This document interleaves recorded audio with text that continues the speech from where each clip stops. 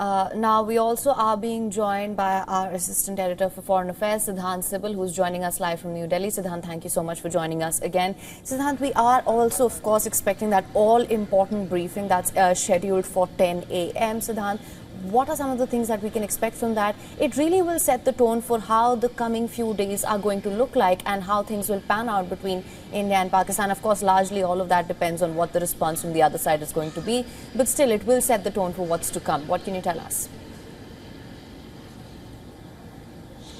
Well, essentially, we know that the briefing takes place at 10 a.m. Local time here in Delhi, and it will be a joint briefing by the MEA and the military. And we know the focus, of course, is to send a message to the international community as to how India is targeting the terror camps. In fact, I have been getting details which has just come in that India has made strikes at the Jaish-e-Mohammed and Lashkar-e-Toiba's terror camps in Bahawalpur, in Muridke. These were the centers essentially of the terror camps, as India has been saying. It's a big move by India, and this time the strikes are just not limited to few pockets in Pakistan-occupied Kashmir.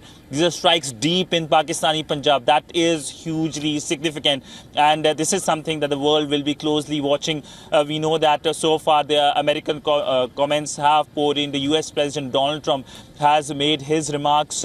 We also know that the US top diplomat Marco Rubio has spoken to the Indian NSA and the Pakistani NSA and called for de-escalation. But it is given that at some point there will be strikes by the Pakistani side, and this is something that will be closely watched. But all in all, at the 10 a.m. briefing, more details will be given as to how India led this target, an important development, an expected development from the Indian side. Right, it's very interesting because just a day ago we were thinking about how the mock drills are supposed to happen in several states of India and several districts in Delhi itself. And I mean, it's kind of, we don't know if we should say that, but it kind of developed really fast, the whole escalation. But what is the update on that part, if you could tell us?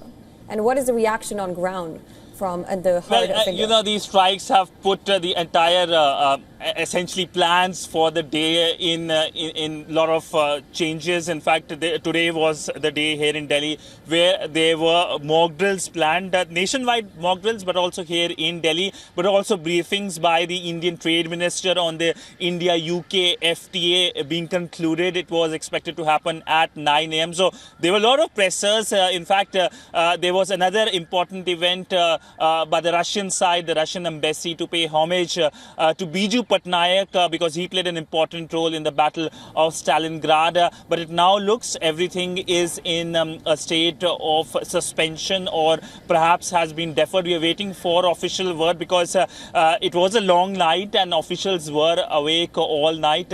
And now, of course, we know that focus will be as to how to deal with the aftermath of these strikes, because there's a lot of inflammatory commentary coming from the Pakistani side currently, and all eyes will be on what will be the next move by the Pakistani side. Will it engages in escalation or it will de-escalate, as is something that Washington has been calling for? Right.